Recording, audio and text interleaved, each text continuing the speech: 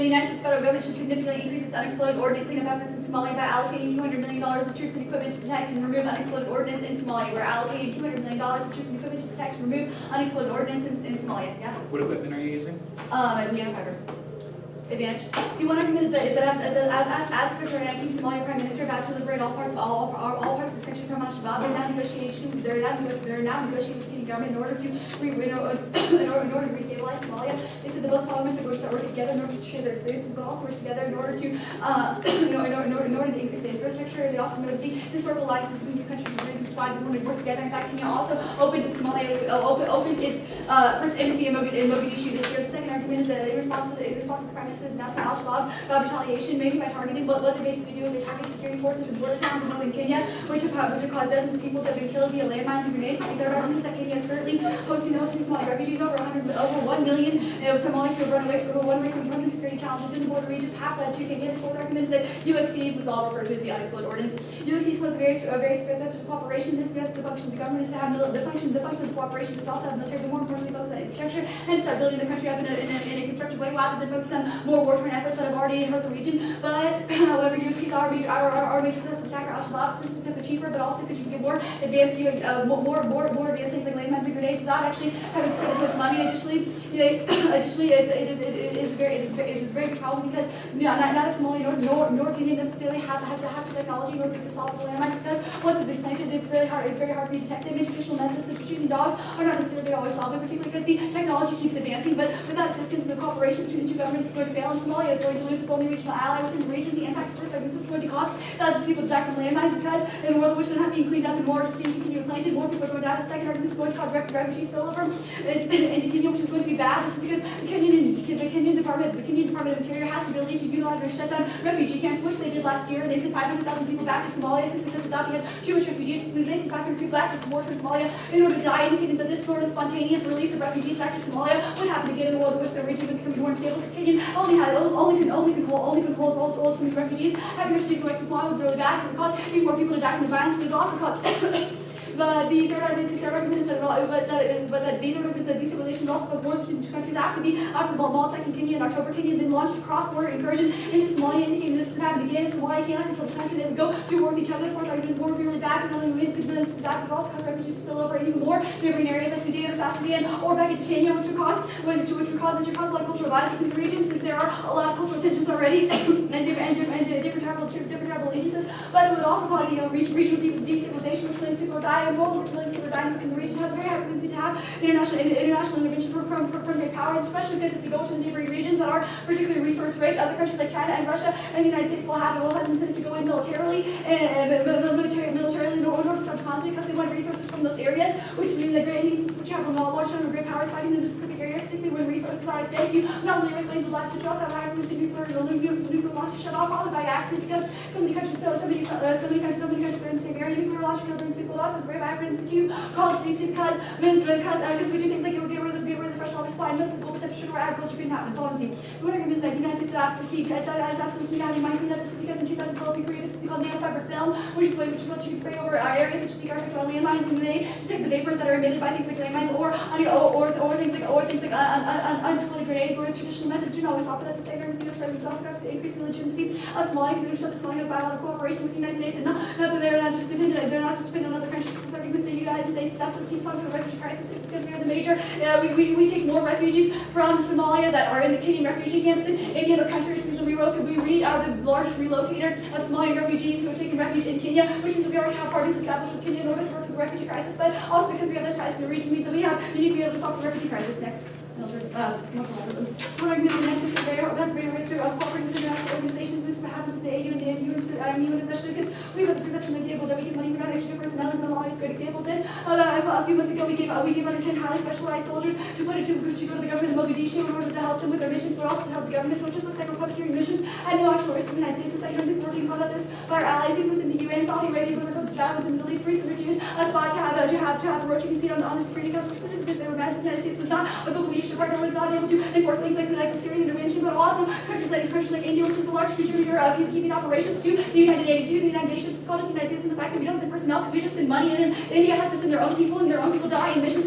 The third is that global cooperation is also to keep global security countries who have no soldier want to work with us, and they can have another third power that are taking us back to the UN. You can point to Syria as an example, but also Ukraine would be a very good example. This one, we haven't actually militarized to deal with the situation we're in now because our policies are currently mimicking those policies of the United Nations. And so far, they're giving aid, but we're also doing things sanctions, which means that we're still deferring to global leadership, or we're actually intervening on our own. People are talking about the UN reform country with the 2014 because other countries like Germany, Japan, and India would have one permanent seats. Even if the reform isn't actually come, it doesn't really matter because it'll just show the United States doesn't have leadership because the other countries will start pushing towards global cooperation. That is the impacts of what arguments that a world which would have global cooperation, bilateral wars, and inevitable Russia probably the most likely scenario because we go to the war over Ukraine, or we go to war with them over oil in the Arctic. We cross out great power wars and situations, but the second is also to Israel freak out. Israel's already questioning our ability to have global influence, specifically because Palestine's already gave an observer status. If we decrease our global influence in wars, when cause Israel to act act aggressively and attack Palestinians to cause thousands of people die, but also cause genocide, still on wars, which is one wars impacting the ground, not only because you are destroying tribal people, but also because it is entirely contrast to the liberal world order and world in which you have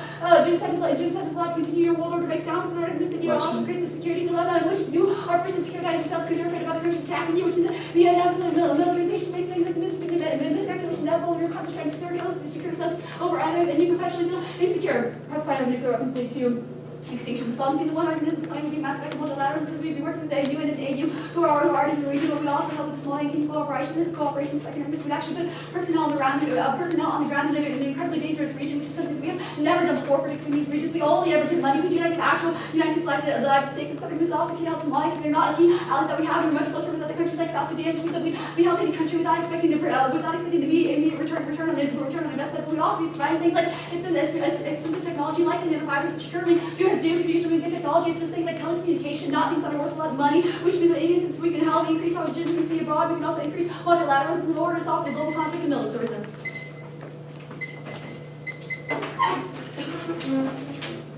The order will be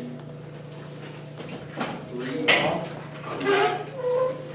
and then on case and order, go ahead and add a solvency sheet.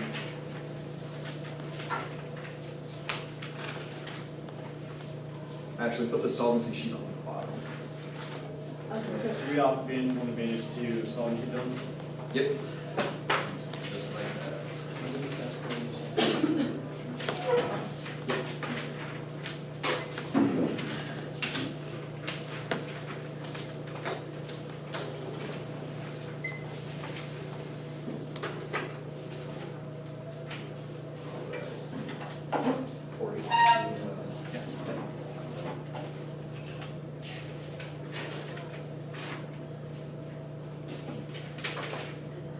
Anybody not ready?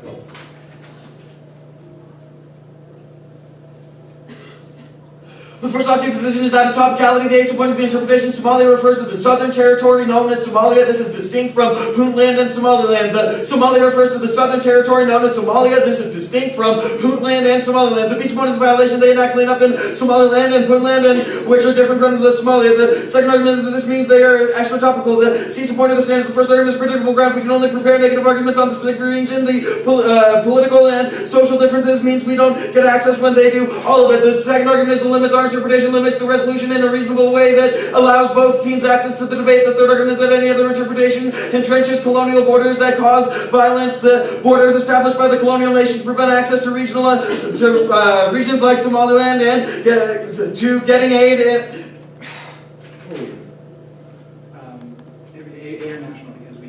Internationally, because we only acknowledge the broader region as one. This leads to systemic violence and entrenching poverty. The de-support of the voters. The first is competitive equity, that when we lose access to the specific negative ground, then we are losing access to competitive equity. The second argument is that of education, that when I lose out on competitive equity, I'm less likely to compete in the debate round. The third argument is competing interpretations, that whoever wins the standards debate deserves to win the debate. The fourth argument is that of exotopicality, means reject the affirmative. The little a is that we are skewed from the PMC. Our strategy is in irreparably harm the peace opponents, that this causes the PMR golden answers. If they sever the extra T portion, then we have to restart the MO, which lets them get new answers that we can never win. The second off is the counter plan, where we distribute the sheet. Hold on, I need a copy. The text: the United States program, through an act of Congress signed by the President, will create an unexploded ordnance identification and removal training program with the government of Somaliland. The United States program, through an act of Congress signed by the President, will create an unexploded ordnance identification and removal training program with the government of Somaliland. First is the competition. The first is going to compete through the net benefit. The second is that these are mutually exclusive. The United States has very limited explosive ordnance disposal officers because it can't force individuals to enter into EOD, means that it is not going to be able to enforce both doing removal and doing training. The second argument is the solvency. The first argument under the solvency is that the United States did this with Egypt in March of 2001. The little A's that they provided, this proved effective then because they trained Egyptians to be able to train other Egyptians so that they have long-term solvency rather than just through the United States. The little B is that they have cleared 51% of the 23 million mines that were in Egypt previously. Egypt is the most mined country in the world, and they have been making considerable headway. The second argument is that the United States sends the 96th Civil Affairs Battalion, the 8th Psychological Operations Group, and the 52nd EOD Group. The third argument is that training is split between spreading community awareness and mine removal and disposal. So they teach people not to play with mines when they find them, and then they remove the mines. They teach them to remove the mines. Next is the net benefit. The first argument is that this avoids the disadvantage because Al-Shabaab can attack with the United States when the United States is in Somaliland with nearly no Al-Shabaab presence. The second argument is that this solves for children because the two deadliest mine deaths in the last 10 years in Somaliland were with kids who were playing with mines when they found them. The third argument is that this provides for long-term solvency because tribal groups plant mines to establish a territory, and Somaliland can resolve this into the future. This also allows Somaliland to demine the rest of the region. Right, this allows Somaliland to demine the rest of the region. You're going to hear more about that on the dishead. Next is the internal net benefit, which is Somaliland legitimacy. The ace point is uniqueness. The first argument is that President Ahmad Mohamed Mahmoud forced the lack of recognition from Somalilanders due to facing a lack of recognition, due to a low amount of foreign engagement. The second argument is that Somalilanders are turning to tribal leaders for support as they provide services to people on the local level. Somaliland fails to receive legitimacy from its people or the international community. The peace point is linked. The first argument is that Somaliland government provides crucial life-saving services that is very visible to the constituents. The second argument is that Somaliland gets to advertise its constructive engagement with the United States to leverage its own legitimacy within its community. The third is that the precedent set for the future U.S.-Somali cooperation and diplomatic ties are solidified. The disappointing the impacts. The first argument is that this develops stability in Somaliland by providing the government legitimacy needed for local and international recognition. The second is that it resolves the regional conflict between tribal leaders. Government support trades off with tribal support, taking the power away from the warring tribal factions. The third argument is that this resolves the genocide in Somalia by providing a stable region needed to quell the violence that exists there right now. The next off-case position is a disadvantage. Al-Shabaab backlash. Al-Shabaab backlash. The ace point is uniqueness. The first argument is that Al-Shabaab is out of Mogadishu right now, but they have not been weakened. The little A is that they still control 60% of southern Somalia, including port towns of Marka, Barwe, and Kismayo, which give them an important source of income. The little B is that General Carter Hand, the commander of AFRICOM, stated that Al-Shabaab is in the top 3 of the most dangerous groups in Africa right now. The second argument is that they were going to attack right now. Sheikh Ali Mohammed Hussein, the Al-Shabaab leader of the Banadier region, spoke to the pro-Shabaab media on February 28, 2014, and proclaimed that they are planning on an increased attacks on Mogadishu, especially those aimed at the government and the Amisom bases. He then warned citizens to distance themselves from government institutions. The third argument is Al-Shabaab is using landmines right now. Colonel Mohammed Farah, demining expert and military advisor to the Somali Armed Forces, said that Al-Shabaab is planting thousands of landmines and explosive devices in strategic locations to prevent Somali Armed Forces and the African Union from making progress against them. The fourth argument is that Al-Shabaab will attack anyone who tries to stop them, including those who try and demine. The little A is that they have deployed groups to the Bulohali, the Kolobayao, and the Barhadabi in order to secure the Juba jungle, where they have the most landmines and have created their stronghold. The little B is that Al-Shabaab attacked the Somali president on February 21st, 14, killing 2 government officials and 10 others. The little C is that just 4 Al-Shabaab members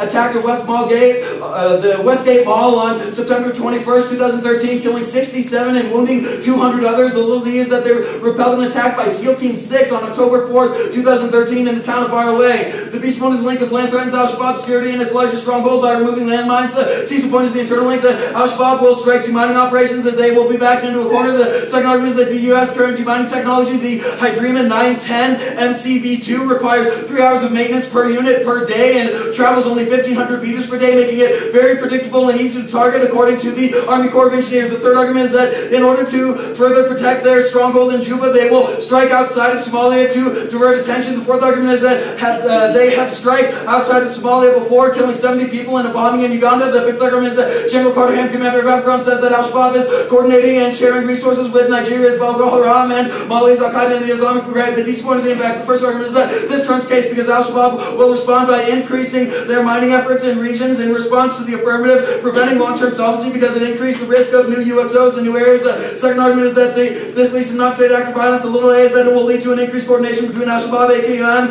and Boko Haram. The little b is that Al-Shabaab will use this coordination to spark a worldwide jihad. The little c is that it increased coordination through widespread non-state action violence leading to the entirety of Africa. The little d is that this is going to kill thousands. The third argument is U.S. drawn. Little a is that the first U.S. action in Somalia because of the first instance of non-state action violence against the United States led to U.S. insurgency. The little b is that if a larger scale than many operations will lead to U.S. needing to deploy troops to protect mine operations. The little c is that the Hydrema, the vehicle that is used right now, has a center pivot between the two chassis, which is a serious vulnerability. One RPG can strand the unit in the middle of a minefield amidst against an AQM regime. The little d is that the U.S. typical drawing will...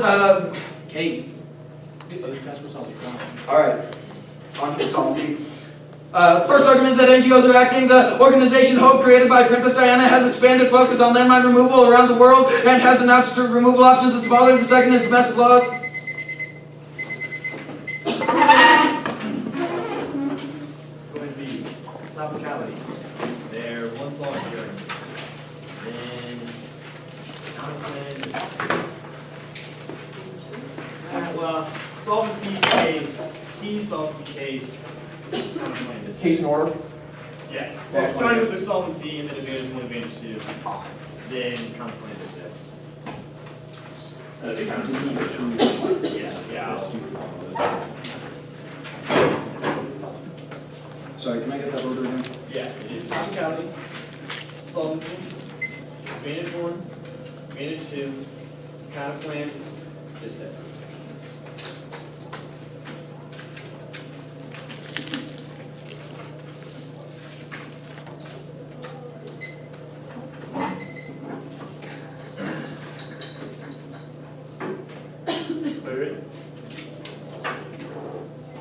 On topicality, Somalia is how the United States officially recognized the country. Again, Somalia means how the United States officially recognized the country. The United States does not officially recognize Somalia. In fact, the Arab League, no one in the United Nations, and no one in the African Union actually officially recognize Somaliland as a real country, which means we absolutely need this. There are a few reasons to review this. First of all, it's predictability. The United States doesn't actually do this. The United States, for example, sets up a diplomacy with Israel. They go to Tel Aviv and not Jerusalem because they recognize that Tel Aviv, they don't recognize Jerusalem as the official, as legitimate, even though the locals made there, which means that there's precedent for this. Additionally, you get across the flag of the United Nations, no United Nations plans or Arab League or anybody actually recognize Somaliland as an official country. The next argument is ground because this you still get access to all your arguments as to why going in and demining is bad and why there could be some sort of freak out. It's not specific to Somalia. None of your dissets are. You just read a back counterplan because the United States never actually does this. Another next argument is that we do not necessarily blow up limits because we are literally saying there's one country, which means you are no game on your limits access. Additionally, limits is a bad statement because in the world, because in a world in which most limits best probably means that something that is zero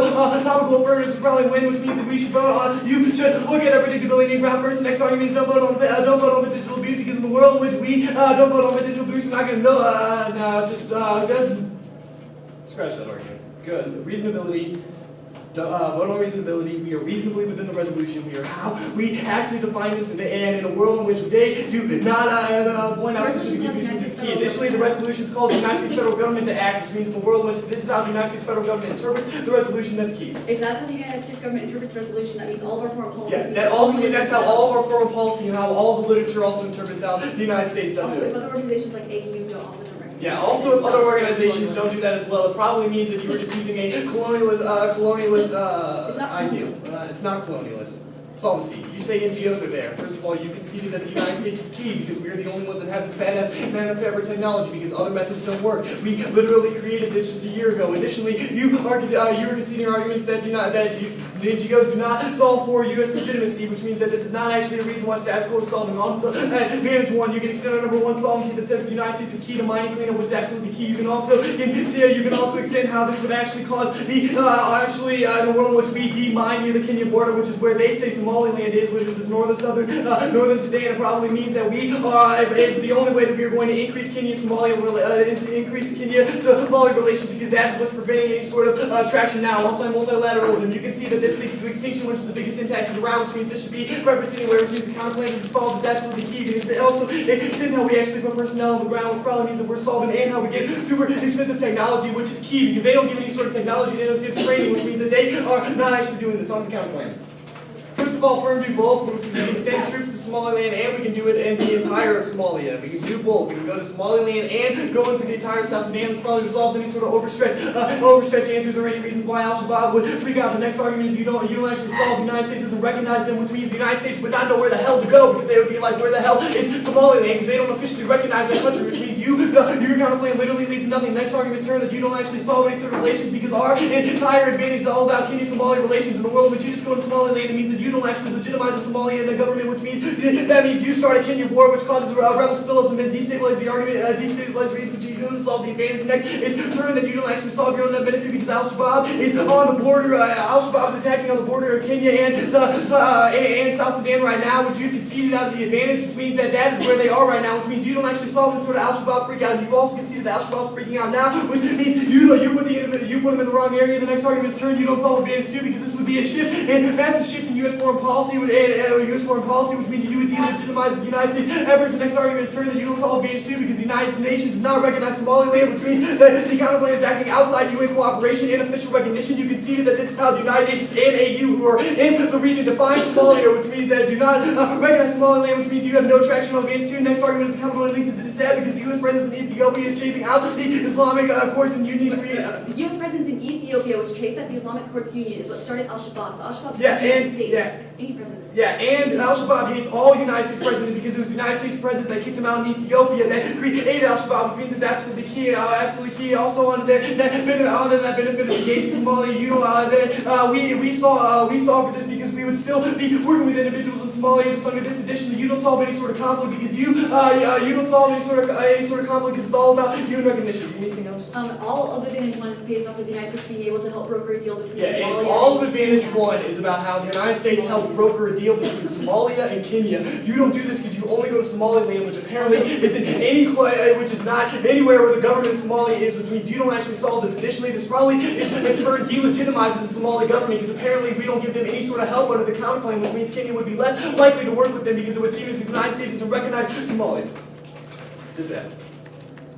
One non-unique, you're conceding on case that they are actively attacking in the status quo by putting down landmines and grenades, which probably means that Al-Shabaab's freak out is inevitable. It's just try to scenario for the plan. The next argument is not unique that Al-Shabaab literally is blowing up AU missions right now, which means they're freaking out right now. This literally happened 2 hours. The next argument is true. Now indeed the United States is sending covert operations in the region right now. You conceded that the United States has put like 10 under 10 highly specialized military leaders in the government of Somalia right now, which means which is probably the reason why Al-Shabaab already sees the United States intervening. The next argument is turning we actually solve this because we increase Kenya-Somali relations, which you conceded allows for cooperation allows for them to solve the conflict. The next argument is turning that we solve some sort of uprising because you as military troops on the ground actually decreases the morale of these non-state actors because we would be there with all of our military, which means that they would be threatened and not go there. The next argument is turning the counterplan doesn't solve this because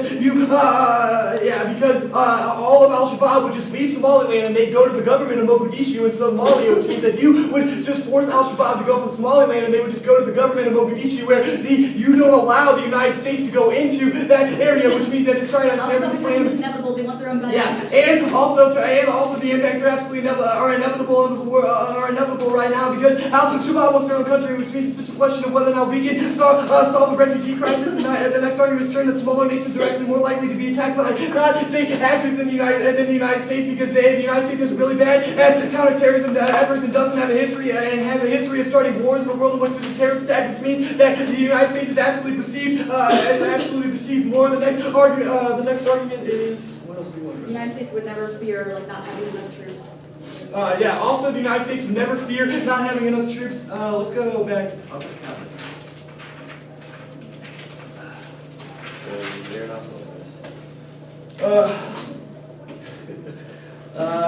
First of all, extra-topicality is never going to be a vote. They just say we're extra-topical to go into a different country. However, we're still using the same technology, which means that there's no actual proven abuse. Additionally, this is absolutely reasonable because we are going into how the United States defines it. Yeah. It increases education to understand how U.S. foreign and we are key to increasing education because it's key to understanding how the United States actually works in foreign policy diploma, which is going to be key to your competitive equity. Additionally, we are the ones that provide the most literature base because this is how the United States defines it, which means we are always going to be way ahead. Additionally, ammo collapse is always going to check any sort of T abuse because in the world in which the ammo can collapse, they're always going to find some way to spin it, whereas we some way to spin one tiny argument. Additionally, you had case arguments, probably means there's no reason why this is going to be able to prove because you say that there are NGOs in South Sudan, which means that there are probably some traction on the case arguments, you just didn't get there.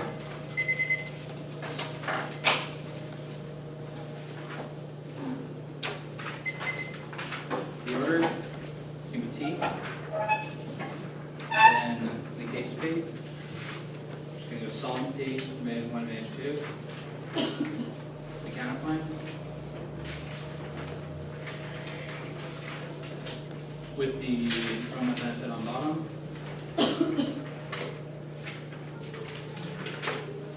Then I'll scroll this up. And I'm going to start the timer. We're going to talk for a second and then Can go ahead and start. you give me the order one more time? Yeah, T. Okay. Case, which is going to go solvency. Okay. Then 1, Manage 2. The counterplan. Okay. The disset, and with the internal net benefit on bottom. Then the algebra set. Okay. And I'm going to start the timer. We're going to talk for a second and then I'm going to go ahead and start.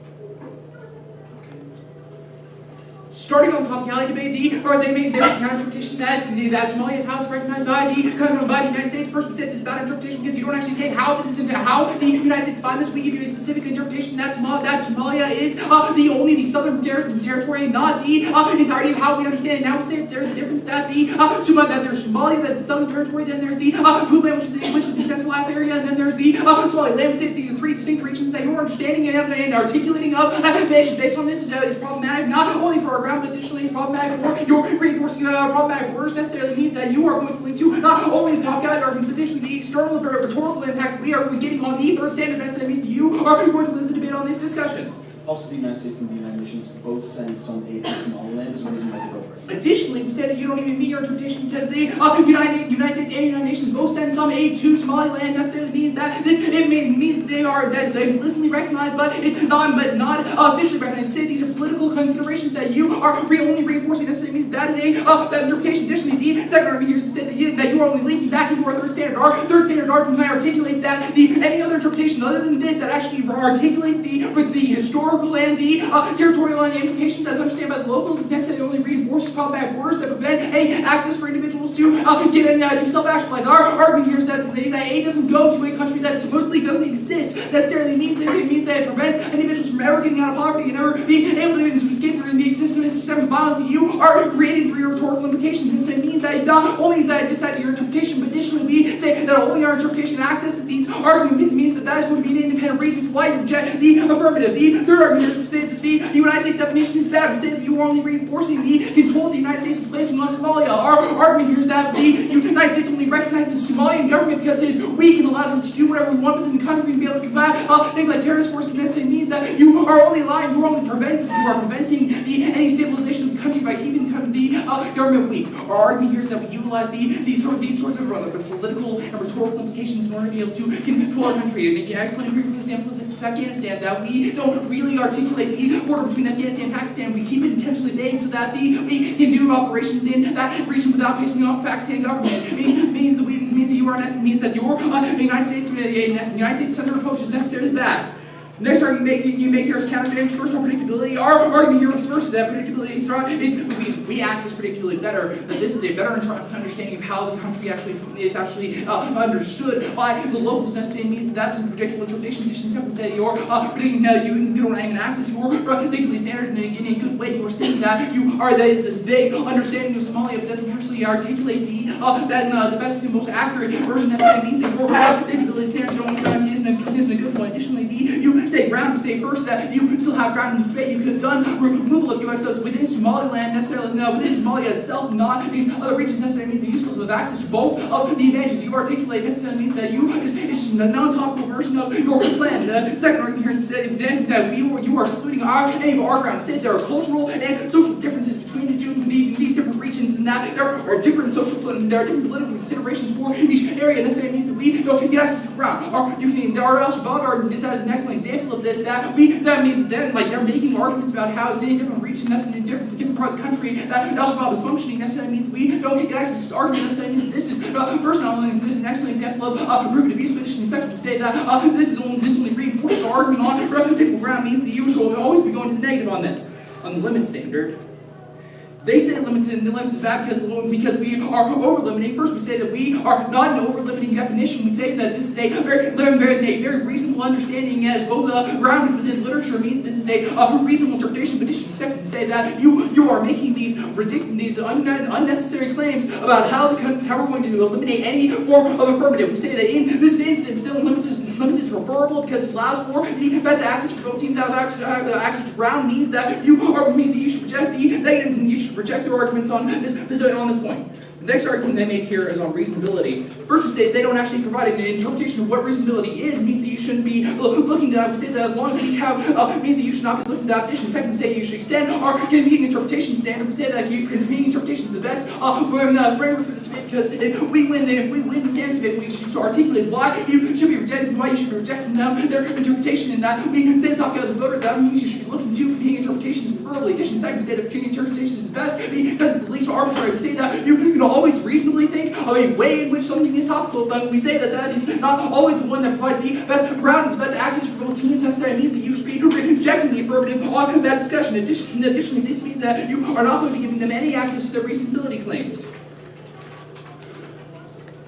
They make other arguments about why other nations such as the African Union and the United Nations don't recognize the Somalia. We say that first to say that this is how it's understood on the local scale, and this means that's probably the best interpretation because it's actually is understanding of the historical perspective means that you should probably prefer in that position. Second, to say that you are only relinking back into our arguments above about how we utilize these forms of definitions in order to exclude and control different populations. This means that is going to be a reason why you reject the team there. Additionally, third, we say that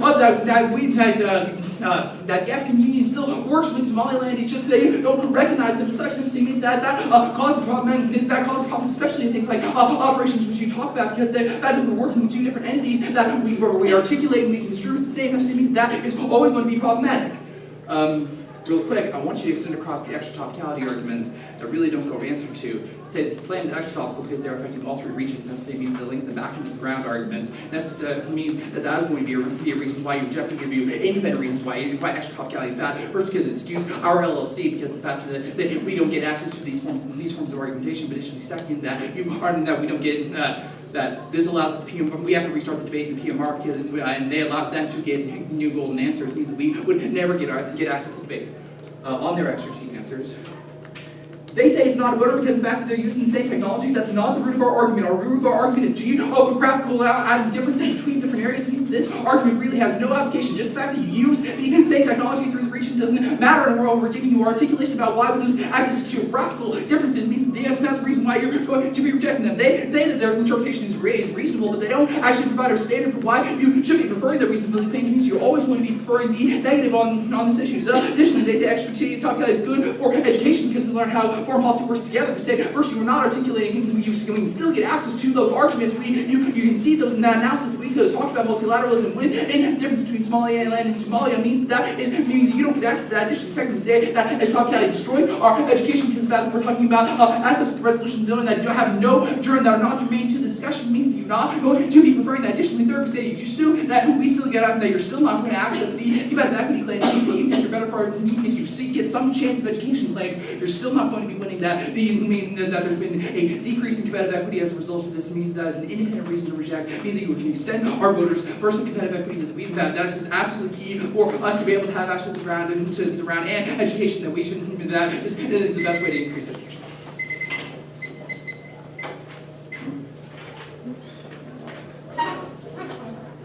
It's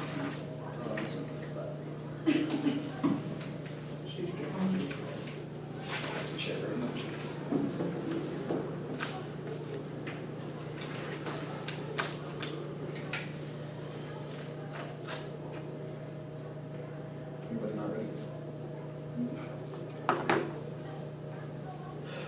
Pretty battle for Nevada today when the affirmative comes in and reads a case that doesn't actually deal with the country that is outlined in the resolution. Let's look to the interpretation level. The first problem with the affirmative is that they don't even try to read a we mean in the counter-interpretation they read. They only read a couple of reasons why their counter-interpretation is good, which is based in asinine arguments like the United States can't find it, even though there's considerable literature base that we demonstrate throughout the standards debate. There's a reason why we come in here reading this interpretation at the point at which their counter-interpretation is just that like, well, the United States likes this, but it doesn't actually deal with any of the critical implications of our standards level. You're always going to be rejecting the counter-interpretation because there's absolutely no reason why it is better than the interpretation of the negative. You can extend all, of course, arguments about how this is bad because it's saying that the United States say ought to be supreme over what the locals are saying. What the locals say is that they identify in different regions, that they have distinct governments in these regions, and that the affirmative is just suppressing that. You can extend all of Corey's argumentation about that. Look to next Corey's argument on the...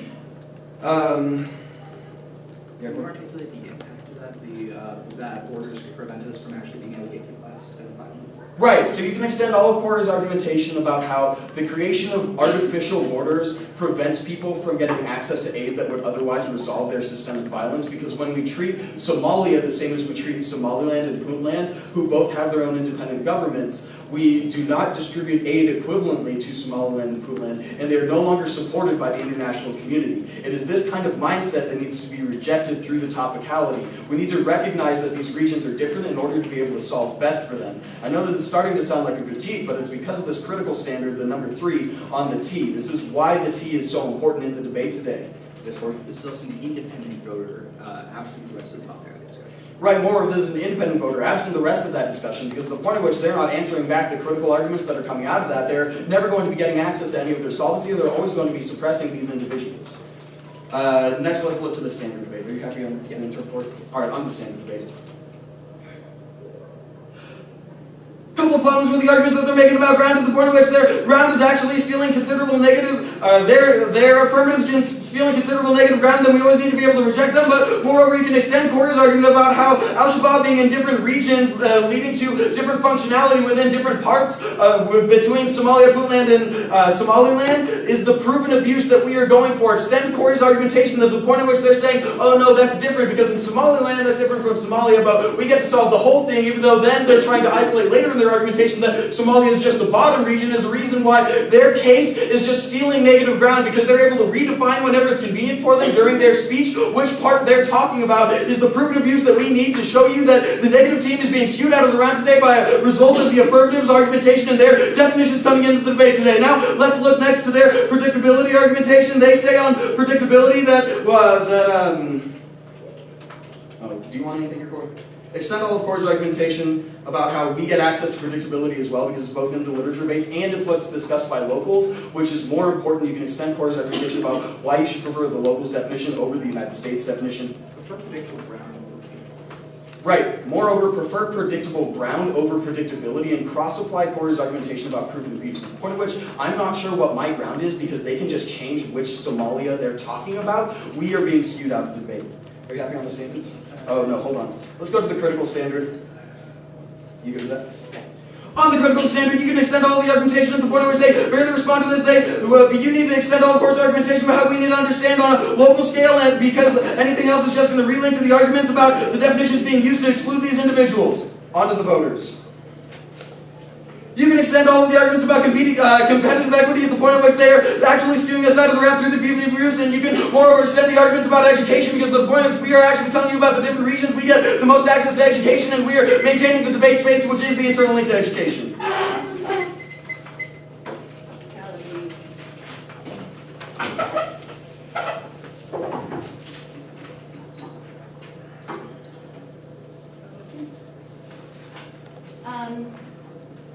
Can I have everybody maybe flow my answers on a sheet of paper next to it? So I just feel like by the time topicality gets to the PMR, there isn't a lot of space left on the sheet of paper. I'm playing on the computer, so... Oh, that's true. Well, no, you're fine, just flow it next to it. But okay, got it. Alright. Everyone else, it doesn't matter. Alright. Is everybody alright? Good. There are 4 reasons today why you are going to be preferring the affirmative interpretation. The first is that it is a good idea to work within the standards of the United States federal government standards for foreign policy. Our first argument that they cannot answer is that it actually increases our education to understand how the United States foreign policy procedures and what we do and do not recognize interacts with the rest of the debate. Education is so important to this and so key to critical ground. It's probably key to go under the auspices of the United States federal government, since that's what we are mandated to do, but also acting within the auspices of the United States federal government probably increases your access to critical ground because it allows you to interrogate the problematic assumptions, which means that you can still run your rhetoric dissents, you can still run your insert Ks, you would just mean that it would be based off of the United States assumption. That assumption doesn't change. The second argument that I want is predictability. They are conceding an argument this is how the United States foreign policy has acted in the past. We have an embassy in Tel Aviv in Israel, not in Jerusalem in Israel, even though Jerusalem is the locally recognized capital of Israel, which means a few things. One is that our affirmative is the most predictable within this round, which means that even if you do claim that locals have disputed it, have like different definitions of what the territories are, when the resolution calls us to act within the United States federal government, we are the most predictable because we are using the definition of our own actor, which means that you would actually have way more access to ground than you would have in a world in which we just did something that the United States foreign policy has never recognized. They say that we give aid to Somaliland. What they're actually saying is yes, we give aid to Somaliland, but not to the Somalian government.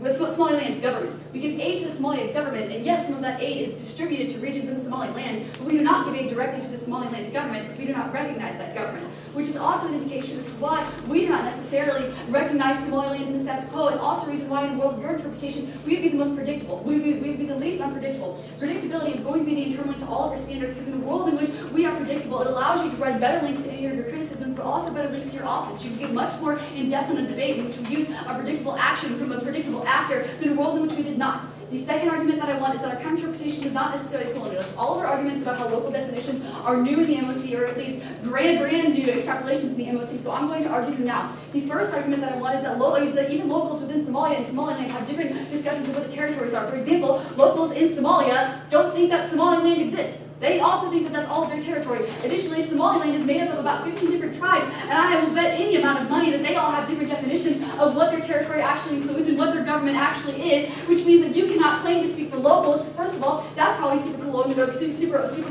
to assume that you can make assumptions about what the different people in that region mean, but you are also still an act of the United States picking sides, because you would still be siding with a particular government. Somalia is one of the most war-torn and fractured regions in the entire world that has ever existed. You cannot make claims that there is any sort of stable territory. That is why it's a good idea for us to just use the United States federal government's definition, not make claims about what locals believe, particularly when locals believe different things.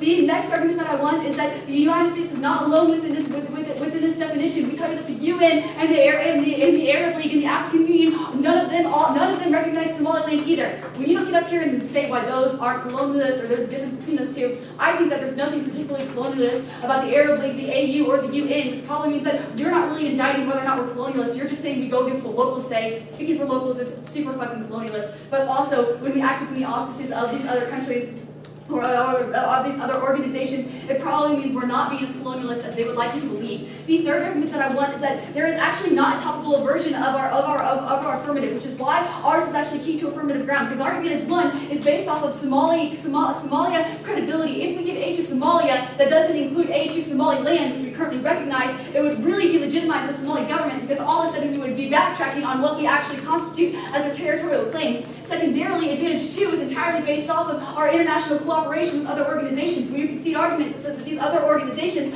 do not recognize Somaliland, if you were to suddenly only give give aid to Somalia within the Southern Territory border, it would mean we would not be acting in line with what other international organizations think is the actual territory, which means that there is not a topical affirmative in our plan text. So that means that our slow is going to be key to affirmative ground because we need better ground, but additionally, there is no ground loss in this round. You can still run U.S. bad, you can still run U.S. freaks at al-Shabaab, you can still run the rhetorical criticism. They have not highlighted a specific argument that they have lost. Rather, they have just said that we could still run our affirmative case. What I've shown you is that we actually could not run our affirmative case and had it been even remotely solvent in the role of their interpretation. So our interpretation has the benefit of increasing negative ground through predictability and through interrogating United States foreign policy, but also having the same argument. However, at the same time, we also give good access to the affirmative to be able to have a fair chance in this debate when we use the United States federal government's definition of Somalia, which allows us to run both of our advantages, which means that there would be a much more equal amount of clash and education and topic-specific knowledge in a world of our interpretation rather than a world of their interpretation.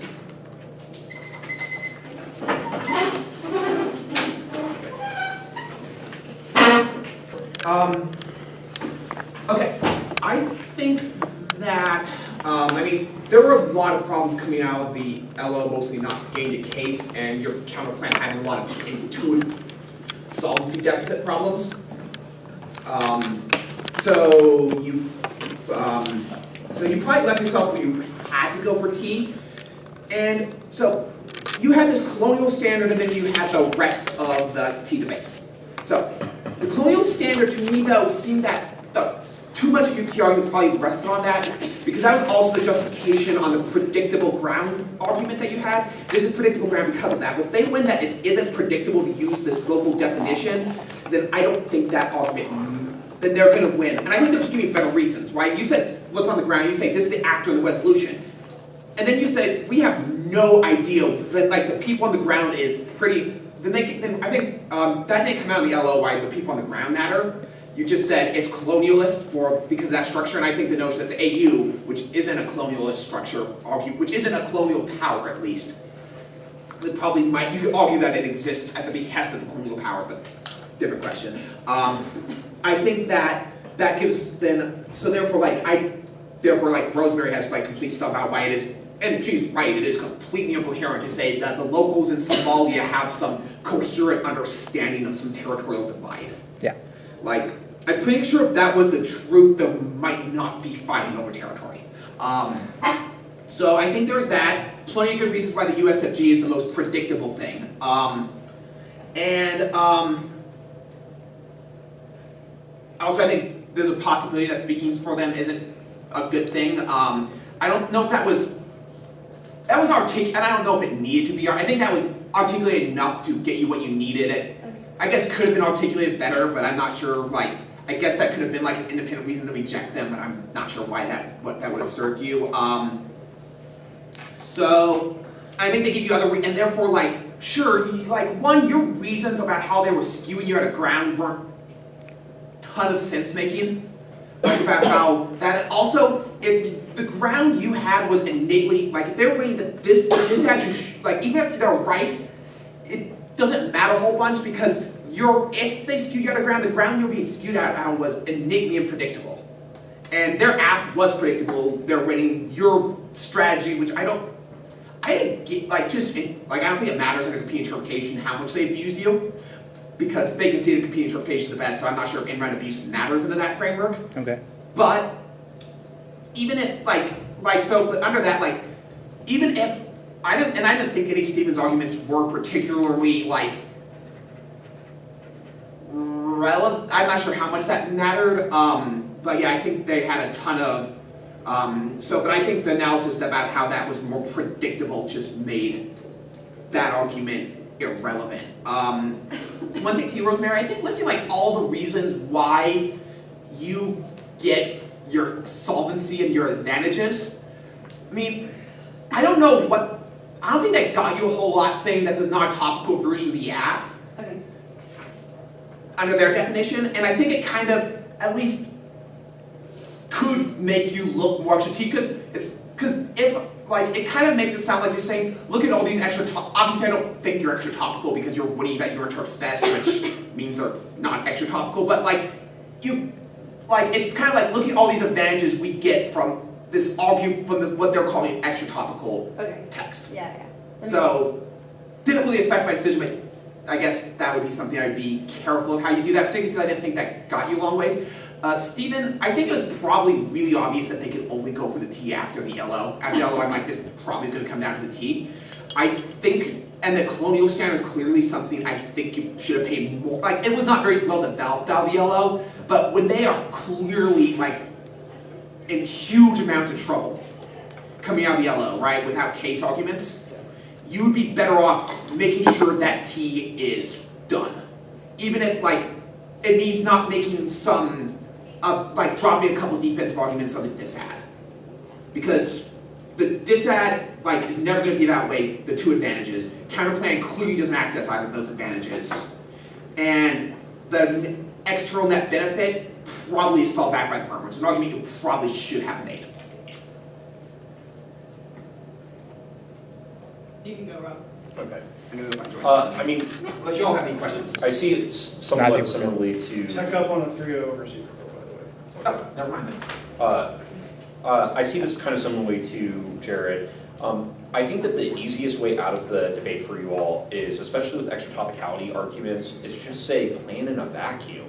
Like, I don't know why, you read the res, right, and then throw money at it. So you could just say, you're right, but we're only here. Like, so perhaps you get a smaller advantage, right, but then you still avoid a lot of the disad arguments that they're talking about. Like, I mean, just answer the disad, right? If you do that, like, this debate does not matter at all. Like, you would be way behind if all they said is plan in vacuum, because they just read the res and then provide money, like a mechanism, right? So I think that is, like, whenever you hear extra T, like, or affects T, unless you're absolutely extra topical or affects topical, you should just say, look, we read the res. What the hell, right? And that's literally the easiest way out of the debate.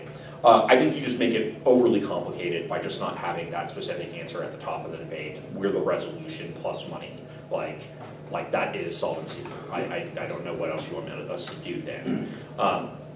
But in this particular round, I think that they're making a pretty compelling argument about why the actor being the United States federal government should subsume that we should probably use their interpretation as to the United States federal government. They're making their argument about the Tel Aviv-Jerusalem distinction, about why we have to carefully think about the politics, makes sense. I think that means that it opens you, it gives you a little bit more access to this colonialism argument, but I think that for me, if you're going to explode a standard like that on topicality, out of the MO, like there needs to be way more internal development in the LOC. Otherwise, I think that the PMR gets a lot of leeway in answering the explosion that happens in the block. And I'm giving the PMR some responsibility here, or some access here.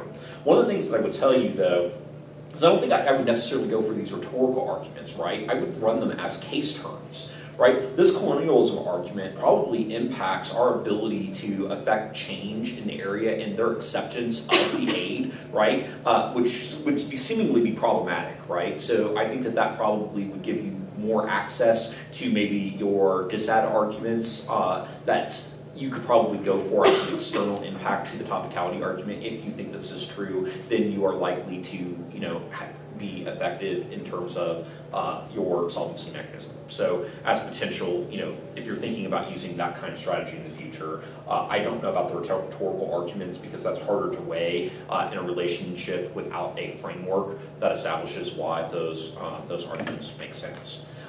In addition, the other thing is, I think that you probably need more development, Rosemary, on this predictability argument versus predictable ground argument. That's what they kind of collapse to. I think that you're winning the predictability argument and predictable ground argument pretty clearly if you win that the United States federal government, as the actor, increases education. That's probably some level of the debate. I think that you, in the block, need to make a more coherent argument on this question. Like, I appreciate the fact that you're making a distinction between the two, which is, I think, very important, but I think that needs more development. And you probably need to engage that argument in a more nuanced way.